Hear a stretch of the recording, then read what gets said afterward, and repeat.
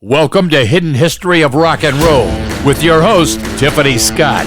You can follow us on Facebook and Instagram at Hidden History of Rock and Roll.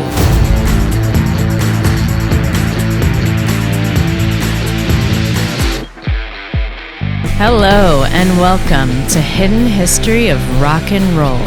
I'm your host, Tiffany Scott. If you are new to my podcast, I do a deep dive into the behind-the-scenes stories of rock's greatest legends, how they came to be, how the records got played, and maybe some dirty secrets if we are lucky. This is your all-access backstage pass. Today, I welcome a legend behind the scenes. He is a 50-plus year veteran in the music industry. What started out as helping friends with his station wagon early on turned into a lifelong career. His client list consisted of so many incredible artists: Faces, The Eagles, Frank Zappa, Dave Mason, Keith Richards, Tom Petty and the Heartbreakers for 38 years. Yes, Crosby, Stills Nash, Neil Young, Fleetwood Mac, Steely Dan, Bob Dylan, John Fogerty, Jeff Lynne of ELO, Paul Simon, The Cars, Johnny Winter, Boz Scaggs, and Lenny Kravitz. I forgot that. He was also given the Parnelli Lifetime Achievement Award in 2016, which recognizes his decades of excellence in live production for major artists. Please welcome to the show the most well-known and most well-respected tour manager in the industry, Richard Fernandez. Welcome to the show. Thank you, Tiffany. It's a pleasure to be here. It is so awesome to hear from you. Where are you right now? Right now, I'm home on Kauai. Oh, that's so amazing. I don't want to say I'm jealous, but I'm jealous. I like coming home after tours, let me tell you. Yeah. And are you still touring with bands today?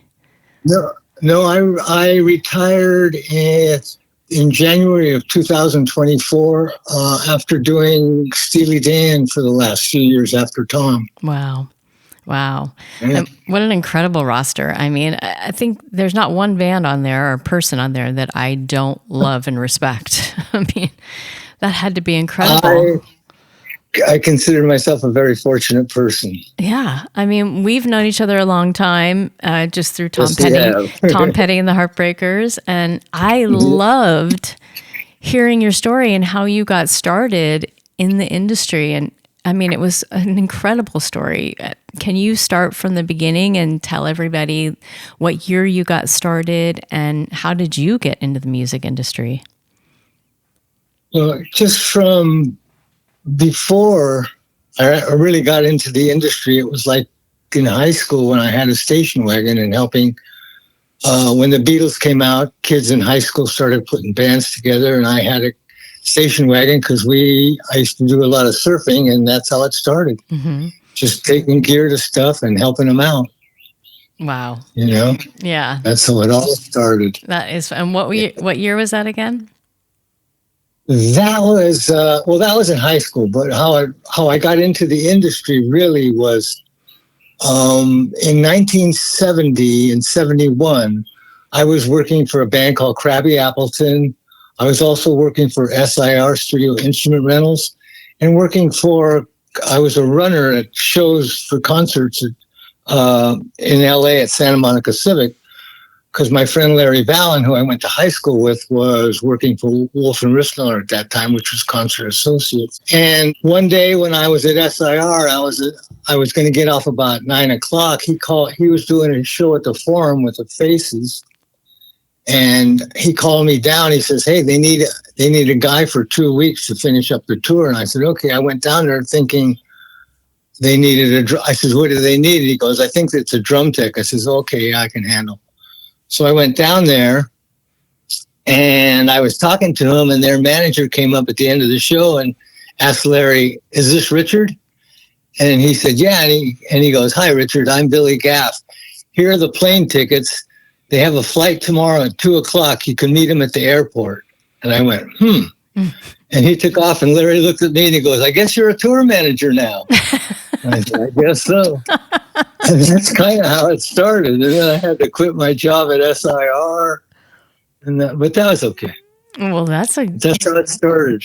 I love stories like that. Then, at the end of those 3 weeks, what happened was I was supposed to come back because I was going to do a Johnny Winter tour because I used to help his tour manager when they were on the West Coast. And the last day was in New York City, and their manager called me up to his room and said, hey, and the whole band was there when I walked in. I went, okay, what's going on? And they went, do you want to come to England? I went, yep. So the next year I spent in England working with the Faces. Wow. That is incredible. That's how I got into it. I love it when things like that happen. I tell you, working with the Faces was incredible.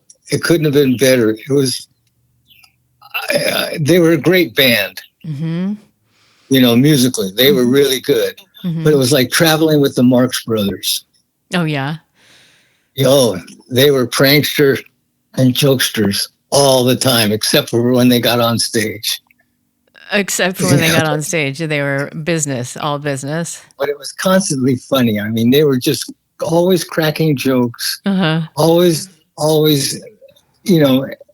making fun of one another. Right. They were fun spirited. They were really fun spirited. I mean, it was the best boot camp for a tour manager. They were active, they were young, and they were on the way up. That's awesome. And they were confident in what they did. Well, that's a huge thing for artists, to have that confidence. I mean, when we were talking about, all the artists you've worked for, and I was reading over the list, I was trying to narrow it down to some exciting artists because, obviously we can do multiple shows, but, your list is so huge. So I narrowed it down to, let's, talk today about Keith Richards, Bob Dylan, and then of course, Tom Petty and the Heartbreakers. Yeah. So, sounds good to me. Yeah. So if you want to start with Keith Richards, I'm sure there's so many people that want to know what it's like working with Keith Richards. I mean, what year did you start working with Keith and how did that all come about? In 1979, I had done a job for Dave Mason, and his manager, Jason Cooper, also managed Ronnie Wood, who I knew from the Faces and had spent a lot of time with in London and stuff, and we'd worked together quite a bit. So when Jason called me up and said, hey, Ronnie's got a new album, and he's going out on the road, can you do this for him? And I went, yeah, sure, I can do it. At that time, I didn't know Keith was in the band. Shortly after that, during preparations, all of a sudden I realized, Keith's in the band. So that's how I got that gig. And, it was pretty, what can I say? I felt, working with Ronnie was unbelievable when I had with Faces, and I was looking forward to working with him again. And then to put Keith in the mix, I thought, wow, this is special. Mm-hmm. This is special. This is really special. And then they put an unbelievable band together, which was crazy. Mm-hmm. So it was just a moment in time where I said, this music is going to be a little special. It's going to be a little different, but it is going to be special just because all of the list of musicians that Ronnie put in the band, and Keith with his influence, whether it was just on stage, whether it was off stage, there was you felt like you were in the presence of somebody who was really dedicated to his craft. Mm-hmm. Like the first time I really met him was when getting ready for the tour, and the Stones were recording Emotional Rescue down at Compass Point in the Bahamas. Mm. And me and Ken Graham, the production manager, went down there to show Keith and Ronnie we took a mock-up of the stage and what the stage was going to be like, and to go over production stuff with them. So we were going to go down there for 3 days. We ended up being there for 7 days, and trying to get time with Keith and Woody at the same time where they could sit down and do this, and then going to the studio with them as well. They started their sessions like 11 o'clock at night, and they finished at 5 or 6 in the morning. They work all night. And the one thing that got me about Keith is his dedication to music and his craft. There was one night when they were working, and it must have been about 4 or 5 in the morning. They've been working and going back and forth and listening and working on something else and going back and forth between the studio and the control room. And about 4:30, it must have been about 4 or 4:30. Everybody walked into the studio, into the control room, except Keith stayed out, and he curled up behind behind his guitar, and just went to sleep. Oh, wow. And everybody else was in there listening. Mm-hmm. And then they came back out and they played, and he still stayed sleeping. And he was down there for about 20 or 30 minutes. And then they went back into the studio. Then they came back up, and everybody was sitting at their, getting in their position, putting on their guitar. Charlie's sitting down. Keith kind of wakes up and he looks over at Chooch, his guitar tech, and he asks for his guitar and a cup of coffee, and he looks up at Ronnie Wood. He goes, "What key are we in?" And I went, "That guy is dedicated." So he was just listening. Boom, let's go. Yeah. What are we doing? Yeah. What key are we going? He was asleep, right, but he was listening. Absolutely. No, that impressed me a lot. This is a pro's pro. Wow. I mean, yeah. I mean, I can only imagine, how many times you got to see them, doing their work. So I was fortunate, like I said, in so many instances and so many artists that I've worked with that I never thought that I'd ever work with, and one of the things that I've always said is, in order for all this to work, you have to get respect, and you have to give the respect. You have to give the respect first, and then the respect come back to you, whether it's a crew, whether it's an artist. Because one of the jobs of the tour manager is you dance with a lot of people. You dance with the artist, you dance with the crew, you dance with the agent, you dance with the manager, you dance with the accountants. You talk to all these people about all the things that they're interested in. Like, are you still in budget? Are we still in budget? All that. A shipment, we need a shipment of guitar strings and stuff like that. It's all, you're talking to all these people, and you talk to your production manager who talks to other people. The shipment, the trucking company, the promoter reps and stuff like that. So it's one big circus. A lot of people don't realize how much goes into a tour. And I know today we're faced with ticket prices that are just out of control. I mean, compared to what we used to pay for tickets. Yeah. And we'll talk about Tom later, but he was so. Tom always looked after the fan and the prices. Yeah. Yeah. But we'll talk about that later. Sure. And so like your day to day, that's just, they give you the budget and then you go down from there?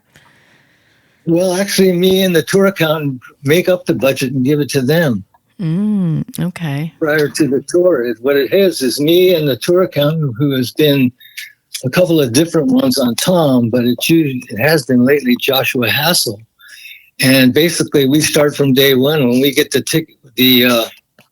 dates from Tony, Tom's manager, immediately we just start putting it together. How much is this going to cost us?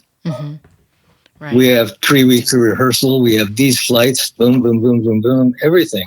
What's it going to cost? Okay. And so Tom or whoever knows what they're going to make.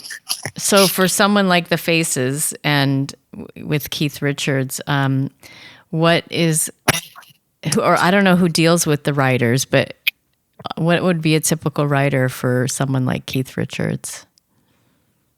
Keith is real simple, to be quite honest with you. As far as a writer, he's very, Spartan. Doesn't need much. He, as far as just on his writer, the only thing he wanted in his dressing room was hot coffee, tea, a pint of milk, a pint of cream, fresh lemons, and 2 pints of Kentucky bourbon, preferably Rebel Yell. That's what he wanted. And he, as far as meals, at that time, he was into comfort food, like English comfort food, shepherd's pie, bangers and mash. But he did dig barbecued ribs. Who does? He did dig barbecued ribs. But nothing, that was for dinner. And then if he ever wanted anything other than that, we'd get it for him. Wow. That's fun. That's a fun story. And the story about him curling up in the corner is a great story, memorable story about Keith. That was incredible, I tell you. I know you spoke highly of Rod Stewart as well. Yeah. Good man. Aww. Good man. That whole Faces thing. Good people. Good people. I mean, let's face it, when I went to London in 1971, I felt like I was the only Mexican in the country, first of all. I'm sure. It was so weird. That's funny. And when they took me under their wing, and especially their production manager, Pete Buckland, me and him were together every day. And he made sure I knew where I was going. And after a while, when I got the hang of it, I kind of know my way around London pretty well now. So yeah, the Faces, I mean, Rod Stewart sounds like he was such a fun guy, and Ronnie Wood as well. Any memorable stories about them? Oh man. There was just, if you've ever seen it, one memorable story is going to the BBC and doing a show called Sounds of Saturday. And at the BBC, you're not allowed to drink in the studio. You can drink in the BBC bar, but you can't take anything out of the BBC bar. Mm-hmm. And if you knew anything about the Faces, they drank a lot. Mm. And there was always drinks on stage, their preference of drinks, whatever they needed. As a matter of fact, on one tour, we carried a bartender that was on stage and delivered drinks to everybody. Oh, my goodness. And it was a good time band, let me tell you. Yeah. So we're at the Sounds of Saturday, BBC. So knowing they couldn't drink, the night before we had put all the booze in our road cases and hid it. And so we had it at the gig. And we poured it in plastic cups, so when they got on stage, it looked like they were drinking water. So the first few songs, they're really, it looks like they're very polite guys up there playing and stuff.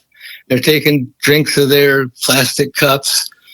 By about the fourth or fifth song, they've already had a few drinks, and they had some in the dressing room as well. Ronnie Lane's got his jacket off, his shirt half unbuttoned. He's walking around the stage with a wine bottle in his hand. Oh no! and the BBC suits are flipping out. Oh no! So they finish the set. They go back to the dressing room, and the kids had a great time. So did the band. Mm-hmm. The kids go back to the dressing room. The band goes back to the dressing room. About 20 minutes later, 2 suits walk in and start yelling at them. Oh. That was disgraceful. We're never going to play this. And they just yelled at them. Oh, no. We don't care. We don't care if you ever play it. Get the hell out of here. Oh, and they just chased them out of the room. Oh, and my God. You can watch that online right really? now. Yeah. Sounds of Saturday, the Faces. Oh, that's incredible. Okay. Well, everyone needs to go to YouTube and watch that. That is a funny story. I had no idea. All right. Well, I'm going to take a moment and play a Patreon ad. If you are enjoying listening to Hidden History of Rock and Roll, please consider becoming a friend of the show on Patreon for only $5 a month. Your support will help deliver more excellent content. Plus, as a member, get your questions answered by the next legendary guest. Thanks for being the best part of Hidden History of Rock and Roll.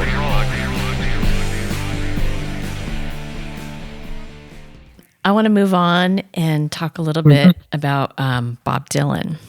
And what year did you start working with Bob, and how did that come about? That was 1985. And that was when Bob had decided and gotten in touch with Tom's managers, Tony Dimitriadis and Elliot Roberts, that he wanted Tom Petty and the Heartbreakers to be his band at Farm Aid. And it was just supposed to be a one-off for Farm Aid, you know? Mm-hmm. And so that's how I met Bob at rehearsals, you know, and he came to rehearsals, and it was interesting, let me tell you, because Bob didn't really talk to anybody except for the band and Bugs, because he'd ask Bugs for a guitar and stuff, and that's about the only people he talked to, is the band and Bugs, and of course the Queens of Rhythm, the background singers, because he drove them to rehearsals. Mm-hmm. So anyhow, it was interesting because, you know, we were there for like 2-3 weeks, and, you know, I really never spoke to him. Okay. So I figured, okay, that's cool. And then we went down to New Zealand and did a couple gigs in New Zealand. And then we went to Australia. And then we did a few gigs in Australia, and then we were in Sydney for about a week. And during that week, Queen Esther, one of the background singers, had a birthday. So I said, hey, listen, let's set up a birthday for Queen Esther. And everybody went, yeah, I asked the girls, is it cool? Should we do this? And they went, oh, that'd be great. Mm-hmm. So I invited the band and let everybody know, you know, okay, we're going to do it at this restaurant. And it was in Sydney. And I've got bands coming at this time, yada, yada, this and that. So the day before it's going to happen, I get a call, and, you know, I go, hey, what's up? And the guy goes, hey, Richard, it's Bob. And I had never spoken to Bob. So I was thinking, Bob who? Oh, no. Seriously. And he's going, yeah, one time the band leaving for this. And I'm thinking, yeah, it's leaving at 4:00. And I'm going through my itinerary and thinking, looking at all the names, and I'm like, I don't know who. Right. And all of a sudden I think, oh, fuck, it's Bob. Bob Dylan. Oh, yeah, we're leaving that. I mean, I had no idea who it was. Oh, my God. He just called me up like, as a matter of fact, hey, Richard, what time are we leaving? Oh, my God. That's the one thing about Bob, though. He knew who everybody was and what everybody did. Wow. And, I mean, I don't know. Just by observing, I would imagine, but he was the sharpest cat, I'll tell you. Wow, I think that's a really good trait. Yeah, you know, I mean, working for him, first of all, to me, it was an absolute honor, like it was for Keith, you know, the same thing, you know. It's like I'm sitting with people that did a lot to make our music go forward, you know, that said a lot of things when needed to be said, you know, that made music that was current and that was good and was relevant and still do. But anyhow, that's a whole different thing. I think I agree with you. Yeah, like I said, when you give people respect, eventually you'll get it back. And, you know, I owe a lot of that management skills to my mom and my dad, to be quite honest with you. Yeah. As a youngster, my dad had always been a youth coach, youth baseball coach. As a 5-year-old, me and my older brother, he would drag us around to his 16, 17, and 18-year-old kids that were playing baseball. And that's where I learned how to talk to people. You can talk to how to motivate people, how to get people to do what you think is best for them. Right. Without them really knowing it. Right. That's a great trait. You know, And Stuff not like everyone that. has that quality. Yeah, like you don't talk to the 12-year-olds the same way you talk to the 16, 17, and 18-year-olds. Right, right. And I mean, but Bob knowing everyone's name and knowing what they do is an incredible thing that I think a lot of people probably don't know. Yeah, he was one of the ones. I mean, let's face it. The one thing about him that surprised me is when I went to get, like sometimes when Woody was doing something, it was hard to get him away from it to do something else because he was so involved. And prior to the band going on stage, all of them would be playing in the dressing room. Mm-hmm. And Woody being the band leader, I'd go, Woody, we got to go. We're ready to leave. We got to walk up to the stage. And he'd look at me and just go, oh, yeah, okay. And keep playing. And it was, for the first few sessions, it was hard for me to get them to move that way. Mm-hmm. And then on about the third show, I wasn't getting any good response. And I looked up to Keith. I says, we're ready to go. And he unplugged his guitar. Everybody unplugged their guitars and walked on stage. I go, that's how I get these guys on stage. Right, right. So from then on, I'd come back. And if I was ready, I'd look at Keith. I says, Keith, it's time. And he'd just unplug. Yeah.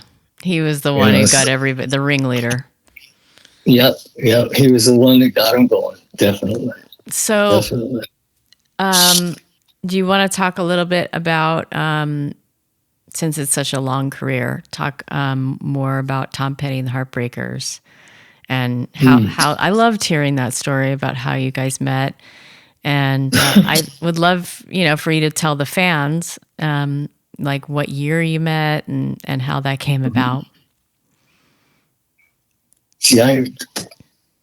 I first saw Tom Petty and the Heartbreakers in 1977 when I was working for a management company for a year.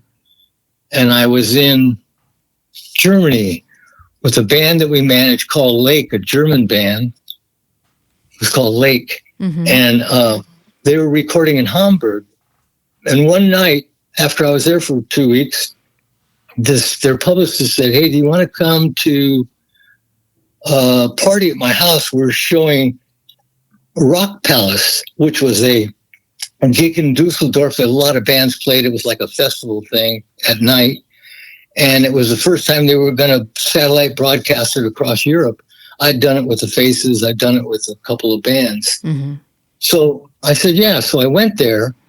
And Little Feat came on, and I thought, oh, this is a good little, I've always enjoyed Little Feat. And then they came off, and all of a sudden this other band came on, and they started playing, and I had no idea who they were. And I'm looking at them, and first I kind of looked at their guitars, and I went, they got the right guitars. Mm-hmm. And I'm listening to the song, and I'm going, God, this is pretty good, And I looked over at the publicist. I said, who are these guys? I said, are they English? No, I said, who are they? He goes, it's Tom Petty and the Heartbreakers. First word out of my mouth was, are they English? Mm. And he goes, no, they're from Gainesville, Florida. I went, oh, my God. Wow. And I just watched the whole set. As a matter of fact, I rewatched the set about a week ago, thinking, were they really that good? I went, yeah, they were that good. Yeah. Yeah. And so I kind of put a beat on them, mm-hmm. Because I called back to the States to my pal Larry Vallon and said, hey, you got any shows with these guys? And he goes, yeah, we have a show in a couple of months out at Swing Auditorium in San Bernardino. I said, okay. So I called him back and I said, how are they? He says, oh, they're really good.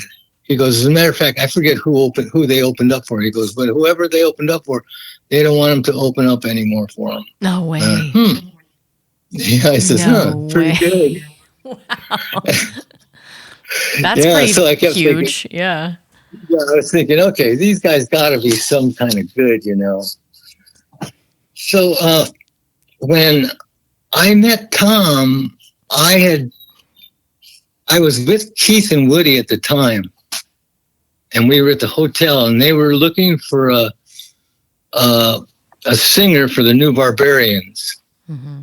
We were during rehearsals, And we went up to Tom's managers, because he also managed Neil Young, and they were thinking of having Neil Young be the lead, because they didn't really have a good lead vocalist and Ronnie kind of pitched in and did the best he could.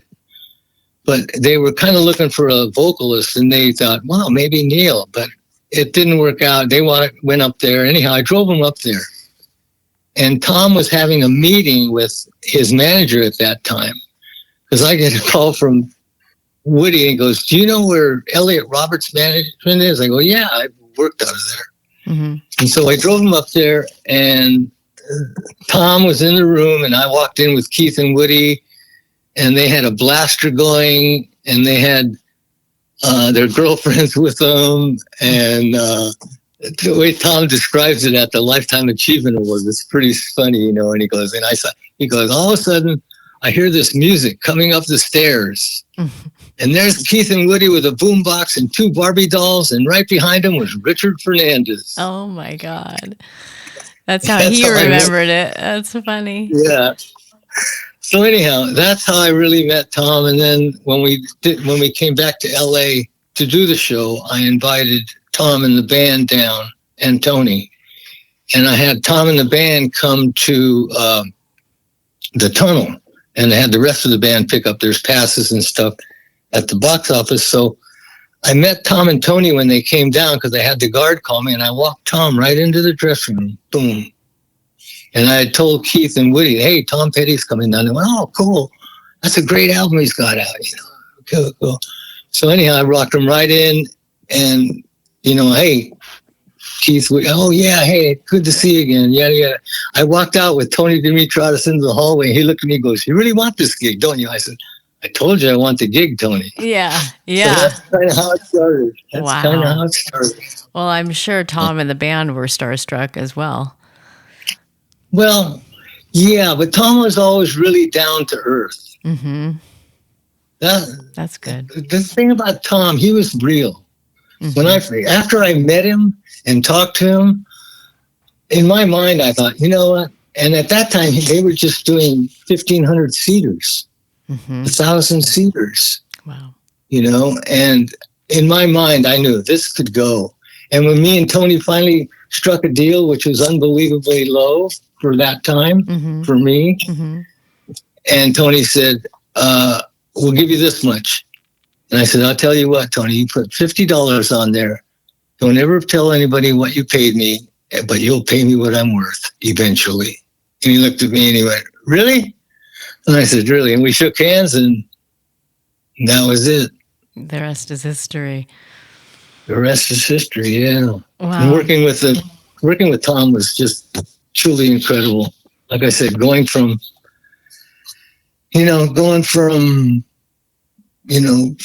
rental cars and commercial flights to all the way to buses to chartered airplanes. Yeah, you watched it all unfold. I kind of watched most of it unfold. Yeah. Yeah. Which is, yeah. I mean, what a wonderful thing. I mean, his music, it really, I mean, how the people in the beginning didn't hear that. And, just that my dad having to beg them. Oh, your dad heard it.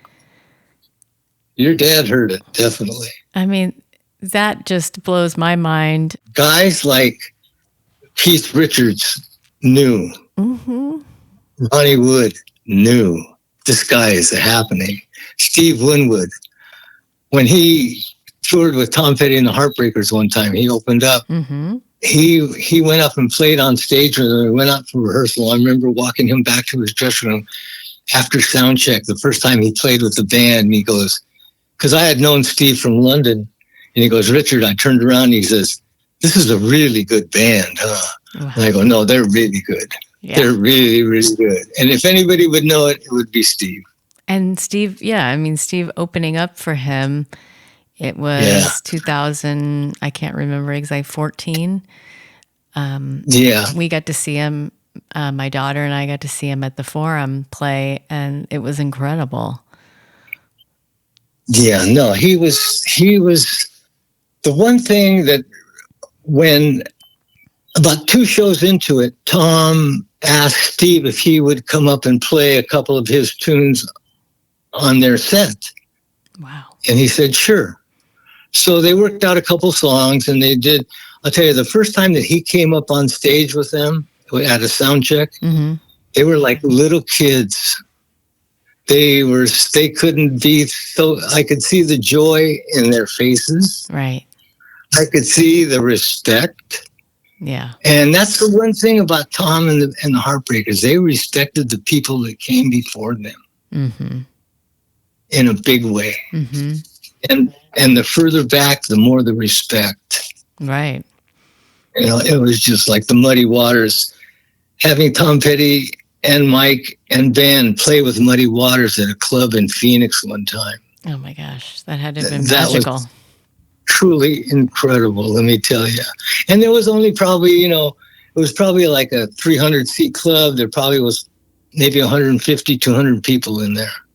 Wow. It was, that was, me and Mike talk about that every once in a while. He says it gives me chicken skin when I start thinking about that. That's funny. Well, yeah, my dad talks about seeing him at the Whiskey and seeing the band play for the first time. And it gave him goosebumps. And I mean, I got to see him play the 2 times that I saw him play an intimate seat, was the 500 seat when Mudcrutch did KCSN. And then that was great. Yeah, I mean, that was incredible. But I mean, for me, it was the time at, I believe, I want to say Thanksgiving, when George it was when After the Fire, and they got to play and mess around at Charo's house when they were living at Charo's house. And and they were just, it was Jeff Lynne and Tom and Mike, and George Harrison was there. And they were all fooling around with their instruments, and my dad and I were just sitting there with like upside down with our heads on the floor, like going, what the heck is happening right now? Yeah, what's going on here? So I'm sure that was your experience many, many times. Yeah. I mean, like I said, I was fortunate to be a fly on the wall, fortunate to be a person that was actually involved in some kind of logistic fashion to make sure that all these people got to the place that they were supposed to be in the mood that they were supposed to be in, to create the things that they do for all of us. That's interesting that you say a mood. I mean, people don't think about those little things because everyone's a human. Everyone's human. Everyone's dealing with their day to day, and they need to be in the right mood to be on stage. That's true. That's true. And even it goes to, like, I was thinking this morning, we had the Tom Petty and the Heartbreakers crew was the best crew I've ever worked with. I'll tell you, bar none. Wow. And we had a lady by the name of Linda Bircher that we called Queenie, that was our wardrobe lady. And she made the dressing rooms look, so when the band went in there, it wasn't like you were in a cold, dark dressing room. Mm-hmm. She had, subtle lighting. She went in there that day. That was her thing. After, she got the wardrobe sorted out, she would go in and do the dressing rooms. And, it just, before you go and do what you're going to do in front of 10 or 15 or 25,000 people, mm-hmm. Maybe you should have a little space for yourself. That's, and get into the space that you want to get into, whatever that space is. I mean, to create your art. That's a huge intimidating thing to play in front of anybody for some people, but 15,000, 20,000 people. Wow. And especially to me, I've always think, because these guys are playing songs that are really personal. Mm-hmm. I mean, you're laying it out in front of a lot of people. There's a lot of things that there are certain songs that are really personal. Right. And to have the courage to go out there in front of all these people that you don't know. Huge. And deliver it the way that you want to deliver this message. Right. so they can be able to get what you're trying to put out. It's a whole thing. And that's what people forget about these guys, I think, is the courage it takes to get up there and do it. Because Tom's not an outspoken guy when you come down. I mean, he'll talk to you and tell you what he feels, but he's not one of these, hey, guys, look at me. Hey, look at me. Yeah. I'll tell you one thing, it's kind of funny. Don't ever play cards with Tom Petty. He's really good. Oh, really? Oh, he's really good. Yeah. We used to have card games with the Heartbreakers, and after a while, you're there about 3 hours, all of a sudden you look over, and he hadn't said much, but a few things, all of a sudden you realize he's got most of the chips. That's funny. He was quiet about his winnings. Yeah. And he was just very subtle. He was like he is with his lyrics. He chose his words carefully. That's funny. And I'll go back to the writer question. Was there anything special on his writer with the band or anything funny that you can remember? No, not really. Tom was pretty wholesome, to be quite honest with you. The only thing, there was no alcohol in Tom's dressing room. I don't think I may have seen Tom take a sip of wine one time, but I'm not really sure. Other than that, the biggest thing, one of the most important things in his dressing room was 6 small glass bottles of Coca-Cola with a bottle opener, very important, and clean ice. Clean ice. Yeah, and it had to be and clean ice. Other than that, he just wanted just wholesome stuff. He was like celery and carrot sticks with ranch dip, some fresh cut up food, raw unsalted pecans, vanilla, soy milk, coarse tea, pint of half and half, electric tea kettle, and mugs to drink tea. Because singers, they drink a lot of honey and lemon and stuff, and it's good for them. Right. I've heard that. But yeah, and he was a regular eater, Tom. I mean, he didn't, and towards the end there, he was, he was more conscious. He was less burgers and more, less meat and more protein, more chicken and stuff like that. Yeah. Yeah. And, keeping the show, we'll keep the show, at a positive level here. But I wanted to ask you in retrospect, what was the 2017 40th anniversary tour like for you? It was, I felt that we had really done one of the best tours that we'd ever done. Musically, in both levels. And me and Tom talked about this when we were at the Hollywood Bowl for those days. Me and him talked about how we felt that everybody, the crew and the band, were hitting on all cylinders throughout that whole tour. Absolutely. And it's some of the best music that he ever made. And, we just felt that he felt that, everything had come together. Everything, the technology and the artistry had all come together, and the band was in a good headspace, and it was what they wanted. It was everything. We were already talking about next year. Oh. We'd already talked about set designs and colors and this and that. Just in general, already starting to lay out stuff, and the possibility of maybe going into, like Chicago for a week and playing at the Rex Theater or something like that, or going, just doing something small. Oh, like a smaller event, like a smaller. Yeah, he enjoyed that a lot, and it was so funny you talk about that. Well, a little bit later on, we'll talk about when we talk about KKCR and your dad. Oh, yeah. The funny thing about Yeah. Oh, I want to hear that. Yeah. Don't forget. But yeah, Oh, so I mean, so the last time you and I saw each other was at the Memphis show, the FedEx Forum. Okay. And Okay. you walked us back to have a meet and greet with Tom and the band, which was the last time we got to see Tom. And I actually thought, I thought his wardrobe and his costumes, everything, he looked amazing. My dad said he noticed like something was off, that Steve was helping him up the stairs, and I didn't see that, but it was interesting.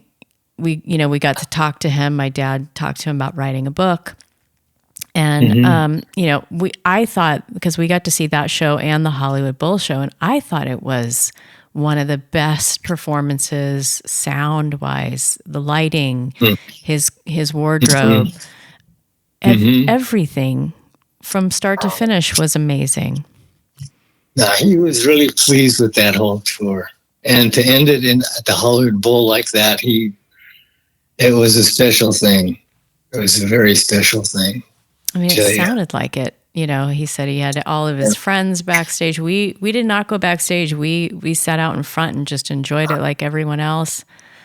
And the shout out that he gave to my dad was just insane. Yeah, special. That was special. It was a funny thing that happened at that show, because Joe Walsh and Jeff Lynne came to that show. And Mike had a guitar that he doesn't take on the road. He only uses it in the studio, and he paid like a lot of money, like maybe up to $250,000, something like that, for this guitar. Okay. So he brought it to the Hollywood Bowl, because we were just going to play at the Hollywood Bowl. He wasn't going to take it on the road. Sure. So he brought it to the Hollywood Bowl, and Jeff Lynne and Joe Walsh came backstage before the show. So Mike is excited to see Joe and wants to show him his guitar, and this is a great guitar, and Joe goes, oh, cool. So we get off stage for the encore, and Joe and Jeff walk up, and Joe walks up to Mike and goes, "Kid, the guitar's a monster." In a typical Joe Walsh fashion, right? Just like, "Kid, the guitar's a monster." He's crazy. And just Michael's grinning from ear to ear, just okay. He got the okay on that. He got the okay. That's so funny. The stories are endless. And then a year prior to the 2017 tour, I want to just take a second to go back. You got the Lifetime Achievement Award, the Parnelli Lifetime Achievement Award. And I don't know if everyone knows who gave that to you. That was given to me by, actually it's the Parnelli Awards. They were put together by two gentlemen, Patrick Stansfield, who was a tour manager for Bette Midler and a lot of groups, and Rick Parnelli O'Brien, who was a production manager, and they'd done a lot of jobs together, and they were huge in the industry. They were both icons in the industry. But they got together, and I think it was like, I forget, like, it's been more than that. Been like 40 years ago, and decided that there should be some kind of award for people that are recognized in the live entertainment business that we are in. And they started doing it, and they gave out these awards for Best Tour Manager of the Year, Best Sound Company of the Year, Best Lighting Company, Best all that. So they've been doing that. So I knew that this was going down, and I'd always check it out and see who got tour manager, who got this, who got that. And when I got a call, they asked me if would I be willing to accept a Lifetime Achievement Award. I went like, well, yeah, I guess. And, it was just, how can I say? It was a proud moment for me. Yeah. It was a very proud moment for me to be in front of people that in the industry that I work on, and to give me this award. I was surprised. I was humbled. Funny thing is, when I told Tony Dimitriadis, I called Tony up and I said, because Tom, there's two things Tom really doesn't like. He doesn't really like award shows, and he doesn't really like Las Vegas. And this thing was in Las Vegas. So I called Tony up and I said, listen, yikes. Do you think Tom would do a video presentation for me? And he said, oh, probably so. And I said, okay, call me back. Let me know, because I was going to have my friend Larry Vallon present me, because Tom, like I said, Tom doesn't like to go to Vegas. He doesn't like award shows. So Tony calls me back about 5 minutes, and I go, hey, what's up? And he goes, I just talked to Tom. I said, what'd he say? He said, Tony, you call up, get the plane ready, call the band, tell them we're going to Vegas to support Richard. Aw. That's so nice. That it meant a lot. But anyhow, I got you. They came. Yeah, that got me. That's okay. They came. Tom gave an amazing speech. Remembered my parents. It was so funny because the way he did it, he goes, there's a lot of you guys out here that know Richard. He goes, and you think Richard's a pretty nice guy, don't you? He goes, yeah. He goes, well, there's a reason. He goes, he had great parents. Wow. And that got me. Let me tell you, that really got me, because he had met my parents before. And he knew that me and my dad were really close. Right. And for him to be able to say that and remember it, it just made me feel like this guy gets me. Yeah. This guy gets me, He cares about everybody. He cared about everyone. He does. So anyhow, it was memorable. I'm grateful to so many people that I worked with to be able to do this. Managers that actually trusted me with their artists. There's three things that I learned when I was growing up from my pop, and I've tried to do this my whole life, and it works. It's to treat people fairly, work hard, and take care of family. And there are times when I had two families. I had my family at home here, and I had my family on the road. Yeah. And that's kind of how I treated this whole thing. And I still stay in touch with all those guys now. Well, the proof is in your work. And, and the people that you've met. Yeah. No, I'm very fortunate, let me tell you. Thank you. Very fortunate. Thanks for sharing that. That was really an incredible story, and you got me a little misty as well. Sorry. No need to be sorry. So you wanted to share a story about KCSN, and I don't want you to forget about that story. You said there was a funny story.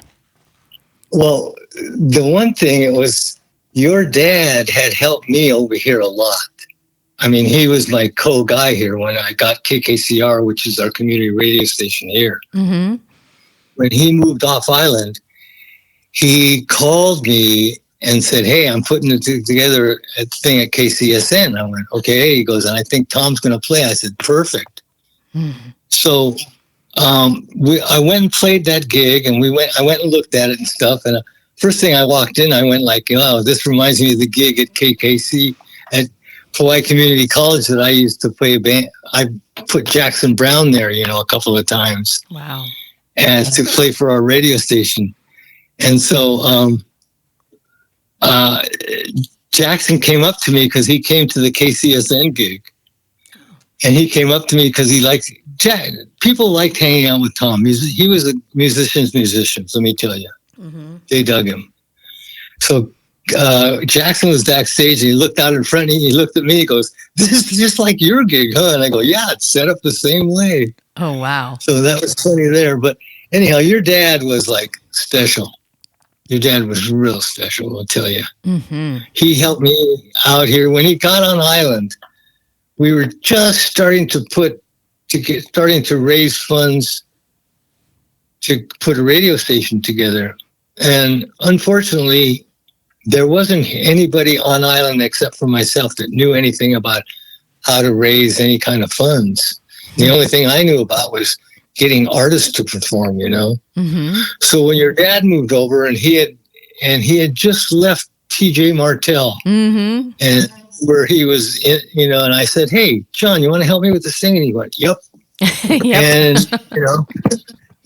he was just right there, and he jumped in full on, you know, and he helped me, and we did a lot of things together with the Eagles here, with Jackson Brown, and down here at the Kauai Community Convention Center, one of our opening shows, just to raise funds. We had the Eagles that they didn't do a show for us. They gave us $1.50 on every ticket. They did Glenn Fry owns property out here in Kauai. Mm-hmm. He was part of the Eagles, and and I worked with the Eagles. I brought Glenn to this island, and when Glenn was here, I asked him if there's anything he could do. He goes, "Well, we're putting the Eagles together. I don't know."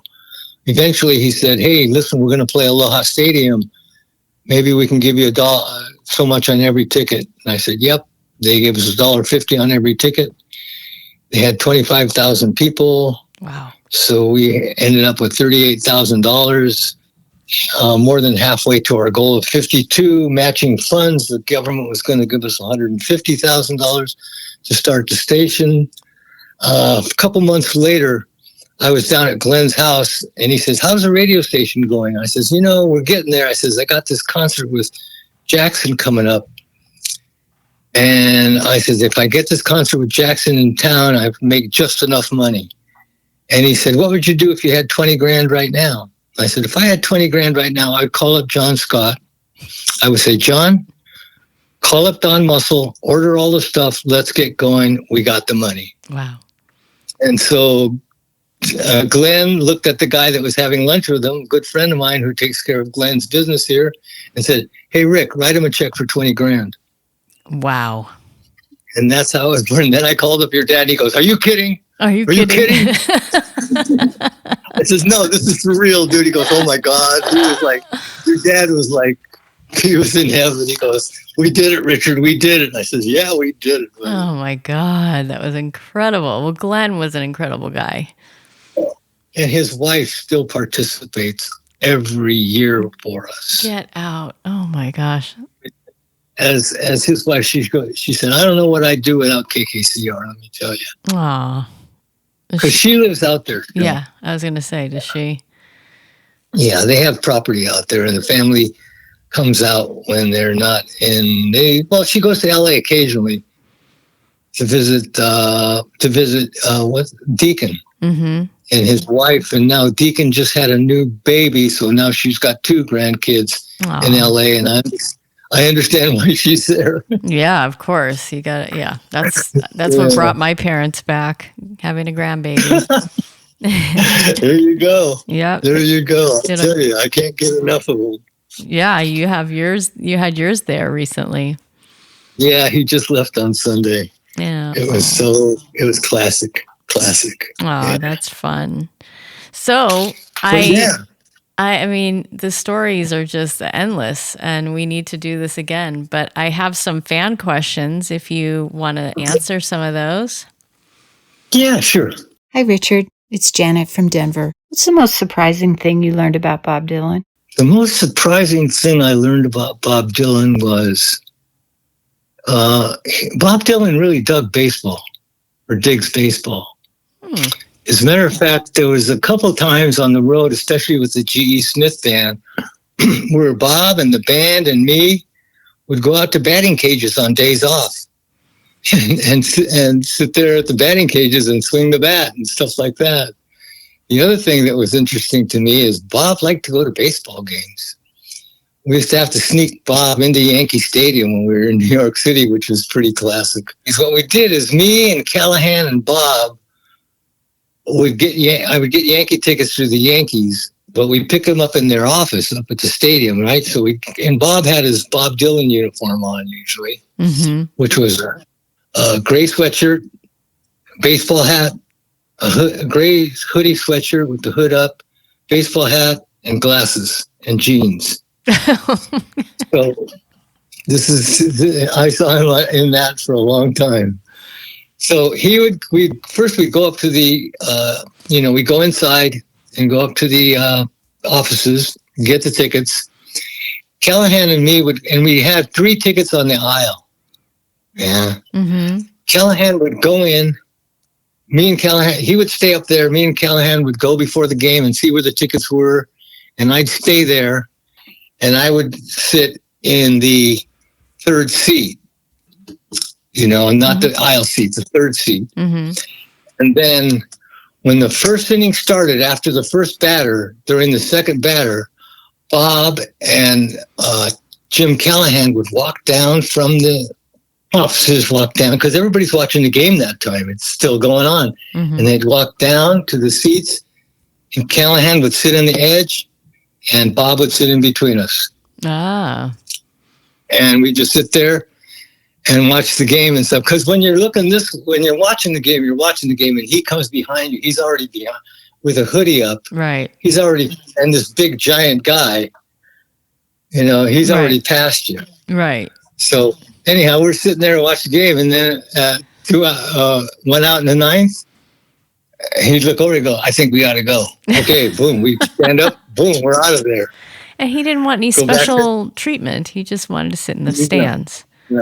Yeah, we talked about baseball. It was so funny. That's fun. First time I realized we'd actually talk about baseball. That is really a fun thing to share, and I had no idea. And yeah, it was so funny. After that, we did a tour one time in the fall, and I just all of a sudden he liked to be. How can I say? He liked to be very discreet. He didn't want anybody to know a lot of things about the tour. Mm-hmm. That he was very discreet.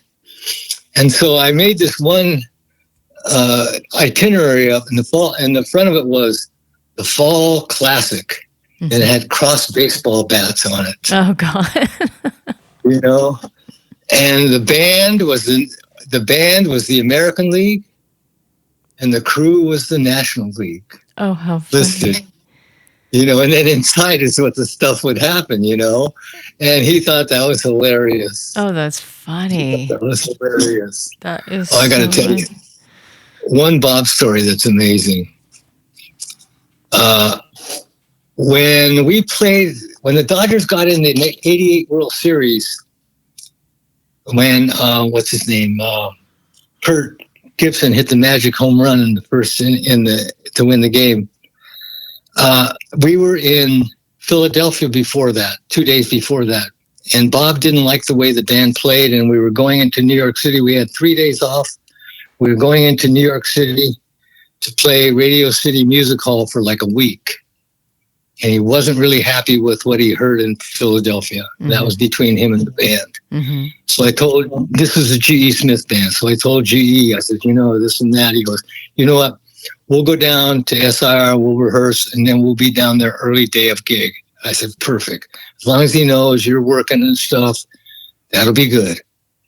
So come day of show, band gets there early. They're up on stage working. He comes. He walks in the building. I'm in the production office. He walks up to his dressing room up on some different floor, and his wardrobe lady comes with him. Helps him get to different places and helps him out a lot. Mm-hmm. She comes in, and I said, "Susie, how's Bob today?" She goes, "He's in a terrible mood." I go, "Oh shit." Mm. She goes, "Yeah, everybody he saw coming in, it was like, okay, like he had something, is this right? Is that, something?" And I know, guy, okay. Mm-hmm. So I figured, okay, whatever, we're going to do the best we can, hopefully get through this thing, Mm-hmm. So about an hour later, he goes up and does a sound check. Goes right back to his room. In between sound check and the gig. Everybody's just sitting around having dinner, doing whatever you do. So Susie comes down and says, "Hey, Bob wants to see you." And I'm thinking, "Oh my God, what did I do now?" Oh God. That's the first thing. What did I do now? I'm trying to think. Is it everything was supposed to be the way it was supposed to be? I think, Right. So I walk up there, or I take the elevator up there, and I open the door. It's one of these big chorus rooms that has mirrors on both sides, and then mirrors all the way, like 3 corner, It's for chorus people, Okay. So, and you open up the door, and there's mirrors to the left of you, mirrors to the right of you, and mirrors in front of you as well. All these mirrors that are just makeup mirrors and stuff.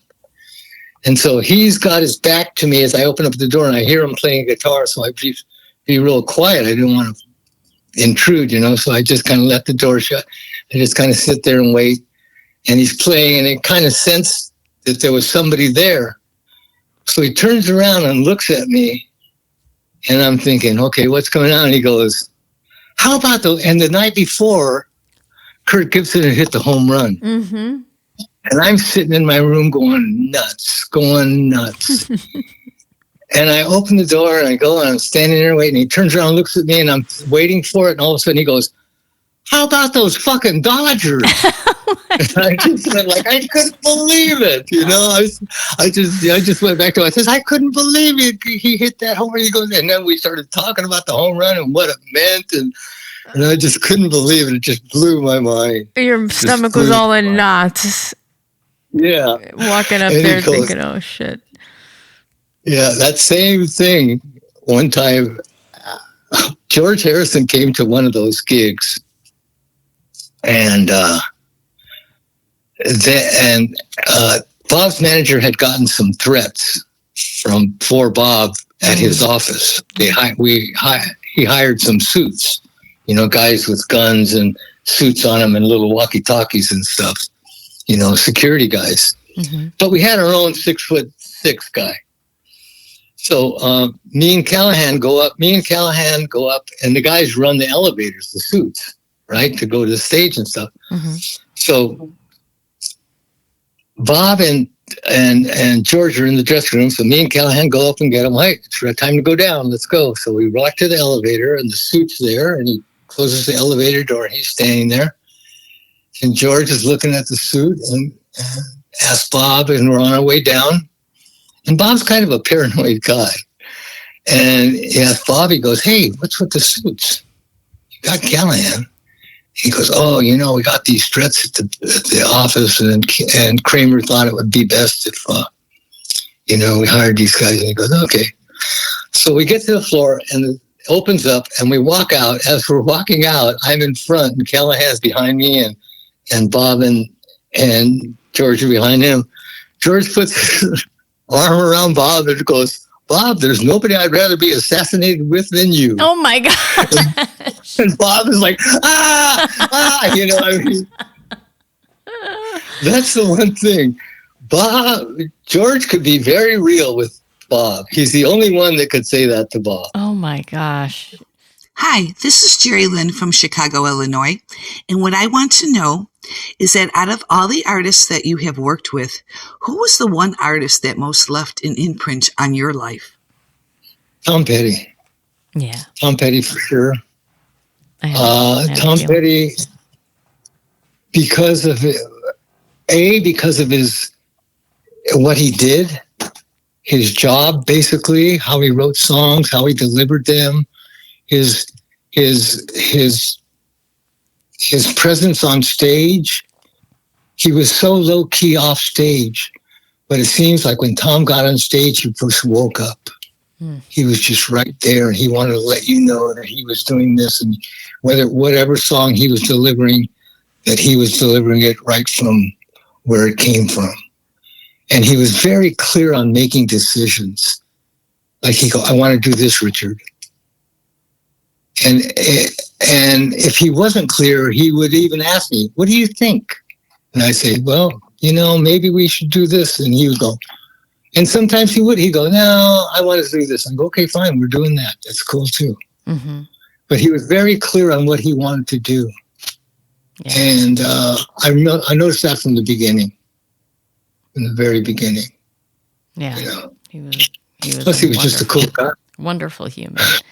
He always He treated was a me. cool guy. Yeah, he treated me with the ultimate respect, and I was, I met him when I was 6. Yeah. Of course. So I have another question. I think it's the last question. Hi, my name is Shiva Ayumesh, and I'm from sunny Los Angeles, California. I'm a drummer and mallet percussionist, and my question for Mr. Richard Fernandez is this. You've managed to for some of the biggest bands in the world, like Keith Richards, Bob Dylan, Tom Petty the Heartbreakers, and so much more. My question to you is this. In working from your capacity as managing tours for these big musicians and seeing how they play and work night after night, months on end, on tours around the world, do you have any advice for musicians such as myself that aspiring to be essentially working musicians and do these big type of stadium shows and arena rock tours? If you have any advice for us musicians who are aspiring for that, thank you so much. Well, Shiva, because you're in Los Angeles, you're in a good place. I'm sure the most important thing is to keep playing, keep going further into your craft, hang around with people that you think are in your, whatever type of music you're playing, whether it be classical, jazz, rock, indie, whatever it is, hip hop, hang with those people who you respect. And like it is, that you think are putting out good things in the things that you want to hear. And, just expand. Keep playing. That's the one thing. Keep playing. Keep meeting musicians, young musicians. I imagine, Shiva, you might be young. Keep meeting young musicians because that's where it's at. And keep your head up. That's very good advice. Yeah. Very good. Yeah, I think it rings true in a lot of things, And one thing is you got to be kind. I've always felt anyhow. It always worked for me. Shiva is a good guy. I've met him several times. He is a good person. That's cool. That's good to hear. I'll tell you. Yeah, he's a huge Tom Petty fan. Respect. Much respect here for him then. Let me tell you. And like I said, respect for all the other people that I've worked for too. I mean, just like I'm a fortunate person. Mm-hmm. I'm a fortunate person. Mm-hmm. And to create, just like the people that I've met along the way, like your dad, that remain very close to me. Me and your dad speak, we talk even though he's off island now. We still speak to each other and have close friends, mutual friends. Mm-hmm. So, yeah, I've been very fortunate to run across so many great people in this business, let me tell you. It sounds like you've had an incredible career, and I can't wait to talk to you about more of the bands that you've worked with, because every one of them is someone that I love. And we'll be in touch, I was so excited to get to talk to you today, and thank you so much for sharing your stories with everybody and getting the behind the scenes stories. I appreciate you. Thank you very much for having me on. Thanks, Richard. We hope you enjoyed the latest installment of the Hidden History of Rock and Roll. Be sure to like us on Facebook and follow us on all the podcast platforms. Thanks for listening to the Hidden History of Rock and Roll with your host, Tiffany Scott.